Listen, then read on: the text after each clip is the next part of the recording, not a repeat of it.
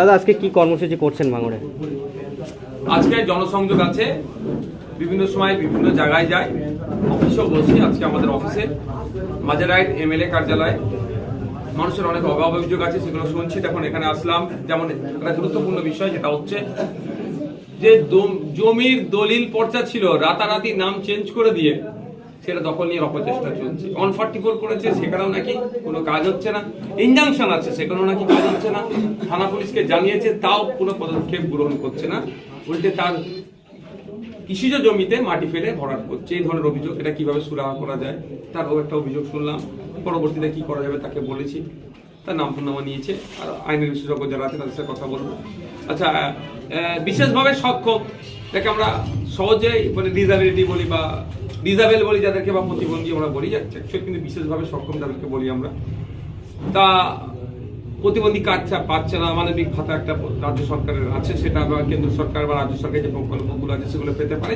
যখন সে প্রতিবন্ধী কার্ড পাবে সে পাচ্ছে না। এই ধরনের ইভেন বিভিন্ন সার্টিফিকেট থেকে শুরু করে রেসিডেন্সিয়াল সার্টিফিকেট এবং অনেক সমস্যা আছে। কে মেডিকেলে ভর্তি আছে, তার শুরু হওয়ার জন্য অনেক সমস্যা নিয়ে আসে, সেগুলো সমাধান করার চেষ্টা করছি। আজকে লোকসভাতে বাজেট পেশ হলো, এতে সাধারণ মানুষ কতটা সুবিধা পাবে বা সুবিধা পাবে না? শিক্ষা, স্বাস্থ্য, কর্মসংস্থানের নির্দিষ্ট কোনো রূপরেখা দেখতে পেলাম না। দেশে স্বাস্থ্য ব্যবস্থা কোন জায়গায় দাঁড়িয়ে আছে কোভিড কালে আমরা দেখতে পেয়েছি, কিভাবে আমরা সাফার করেছি। শিক্ষা ব্যবস্থার কোনো সুনির্দিষ্ট কোনো রূপরেখা দেখতে পেলাম না। ভারতবর্ষে প্রায় লক্ষাধিক স্কুল বন্ধ হয়ে গিয়েছে বিগত কয়েকটা বছরে, সেটাকে পুনরায় চালুর কথা কোনো শুনতে পেলাম না। অন্তঃসার শূন্য একটা বাজেট। সাধারণ মানুষের রুজিরুটি বৃদ্ধি পাবে কি করে, হাতে একটু টাকা আসবে কি করে, এই বাজেটে সেই ধরনের কোনো আমরা দেখতে পেলাম না। হ্যাঁ, যুব প্রজন্মকে, নবপ্রজন্মকে মানে কাছে টানার জন্য কন্টেন্ট ক্রিয়েশনের নামে একটা সাবজেক্ট নিয়ে এসেছে। এর বাইরে আমি সেটা কিছুই দেখতে পাচ্ছি না। শুধুমাত্র এই বাজেট ঋণের উপরে নির্ভর করে। আপনারাই তো বলেন যে বাচ্চাদের হাতে ফোন তুলে দেবেন না, পড়াশোনা করে, সেখানে স্কুল কলেজে এই কন্টেন্ট ক্রিয়েটর ল্যাব না, একটা নির্দিষ্ট লেভেল পর্যন্ত এজের ব্যাপার থাকে।